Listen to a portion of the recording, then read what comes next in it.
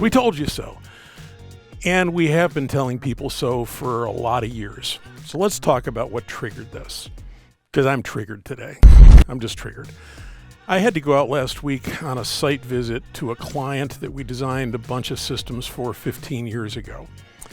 And we did dimming and lighting controls, we did video, we did audio, we did electronic acoustics. I don't remember what else we did. I think that was all there was.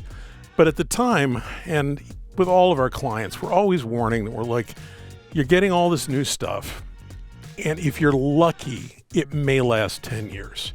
So you got to think about a lot of things. So number one, we always tell people, you got an audio console or a lighting console that has memory capability, you need to make incremental backups. And by incremental, we mean like at least weekly. So that if your stuff were to fail, you could take that file and throw it in another product of the same type and get yourself back up and running again. That was a good way of looking at things right up until COVID, but we'll talk about that in a minute. So anyway, I go back in there, and right now what they've got is a couple of things. First of all, the dimming system we recommended to them in the job was substituted to save money for a product that we really didn't want to allow on the project, but we had to due to the way New York State does bidding, which is a whole nother issue of how stupid governments are. But this equal bidding process never takes into account serviceability and long-term reliability of equipment. So this particular dimming system they have is failing. This is fine. I'm okay with the events that are unfolding currently. Now, all the lighting in their room is still incandescent because it's 15 years ago when this went in. LEDs pretty much didn't exist at the time, and the ones that did exist were horrible. So now they've got a room where at any moment they could have a single point failure take out all the lighting in their room. And by that, I mean the dimming rack control modules. But in a typical dimming rack, you got all these dimming modules and they just do what they're told. They're doing what they're told by a brain that sits in the top of the rack or in the middle of the rack, depending on who made it. And that brain, if it fails, You're screwed. You're toast. All your lights are gone. So that's one of those things where we always told people, buy the rack and buy a spare brain. You got 96 dimmers in it. The chances of all of those failing simultaneously, pretty slim. The chances of the computer processor that runs the whole thing failing, a lot higher. So just buy a spare, which at the time was, I don't know, $3,000 or something on a $100,000 installation. Seemed like a smart move to me. Put it in a box, store it somewhere, have it available for sometime like now where bad things are happening all over the world. So anyway, they didn't do any of that. The other thing they didn't do is they didn't have any backup to their audio console, and they weren't saving backup files of what's in their audio console. So they have an older digital console that is failing. And then you've got the added problem of signal, how it gets from point A to point B. We'll talk about that a little bit more in a minute. So anyway, you got these single point failures. Console dies, audio system is down. Dimmer rack front end dies, it's down. Digital signal processors that tune their line arrays. Same thing there. We're like, for a couple of grand, you could own a spare. Speakers are going to last a long time. Amplifiers are easy to replace, and you don't actually have to have the exact same amplifier that you had when you put the system in. You can use some other amplifiers. But of course, they didn't buy any of those things either, because in New York State, the idea of having backup and support is not something that the state and school districts think about. I hate so much about the things that you choose to be.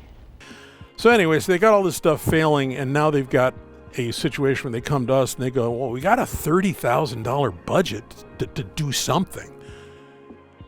And we're dealing with COVID.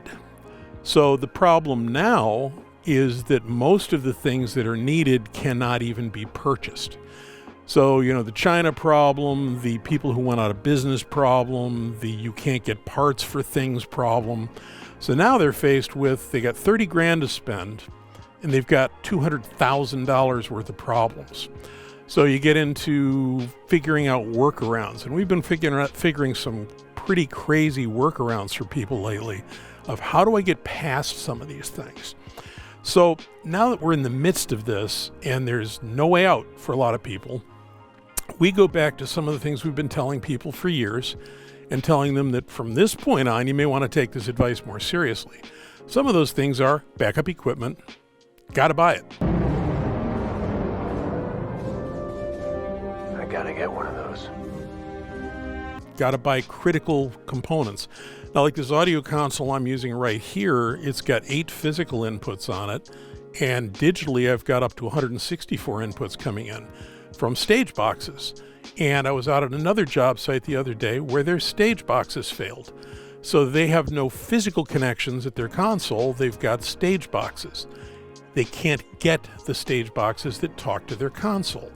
Now, they may be able to get something else, but that's really rough right now trying to get anything. So things like that where you've relied on only one way to get your system to ever work. We used to tell people when the digital revolution started, if you're going to put in a digital console, leave your analog snake. Someday you might want it. I think I actually said that to people. Someday you might want this. Well, someday is now, where I could go and walk in with some old, whatever, Mackie 1604 and at least get sound out of a system where now they've got no way to get signal from the stage to the booth because they wanted the analog snake gone because that's old technology. We need to get rid of that. So anyway, enough ranting about that. So when you look at the single point failures in systems, you've got stage boxes, you've got consoles. If your console, in my case, I'm using a Behringer Wing, which is working at the moment, which is really good. But if I don't back up these files, I have nowhere to go. And if I even do back up the files, the question is, can I rent or buy a wing if I have to? So the first thing you want to think about is use equipment that is available for rental from people nearby you that actually own rental equipment. But unfortunately, in the bidding market, they can't use that as a parameter for why you do or do not accept a substitute product. So you end up with, let's say, a lighting console that fails, and in the future, your files won't go in any console you can rent. Now, being that things are DMX in most cases, you can usually get things up and running. If you happen to be using ACN, that can be a little more difficult if your console doesn't work well with the version of ACN that somebody may have installed. But if you don't have any of those options, you're just out of luck. You got no lights. So at that point, you're getting out candles or you're getting out flashlights. It's lots of fun. So this whole, thinking about, I'm spending, in many cases, some of the jobs we do, even an average high school, we could have like $1.6 million worth of new equipment going in a project. And the backup equipment they really ought to own is, let's say, $35,000, $40,000, but they don't buy any of it.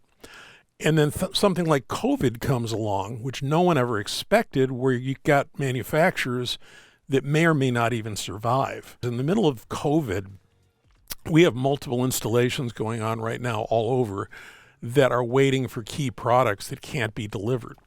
So let's just say you had a very specific audio console that needed to be this many inputs, work with these kinds of stage boxes and all these things.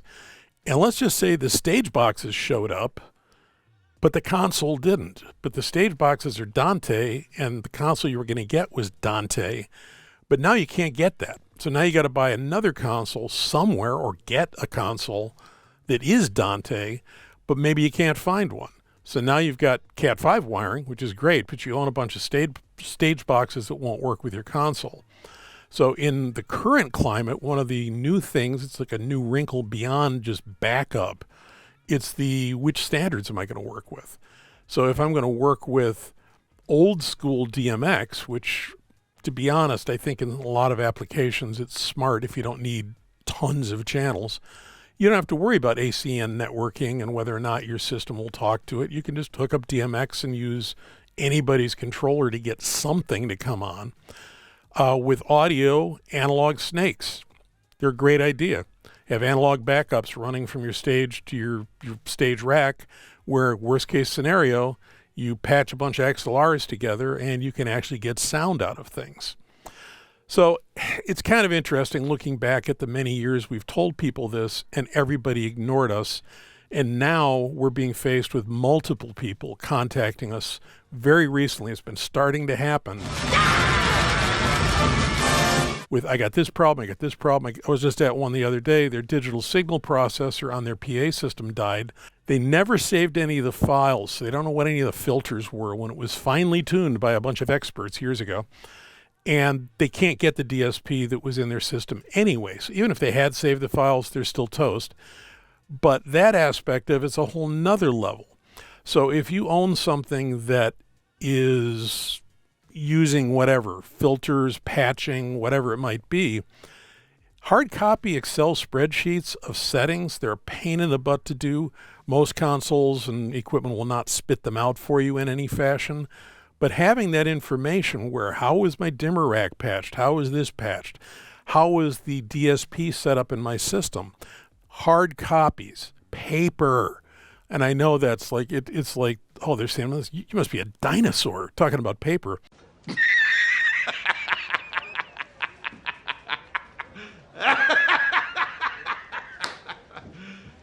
You serious?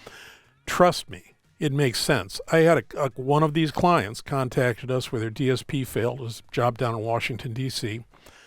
We had to dig out a Windows 95 laptop to open the files, but we had copies of the files that they didn't have copies of. So we were able to send them a hard copy spreadsheet of all the parametric EQ settings, delay settings, all the tricks that were used to tune their sound system so they could get a new DSP and get it up and running again. So can't stress enough, backup, backup, backup, equipment, data, hard copies. These are the things that save you and get your venue running when everybody else is scrambling.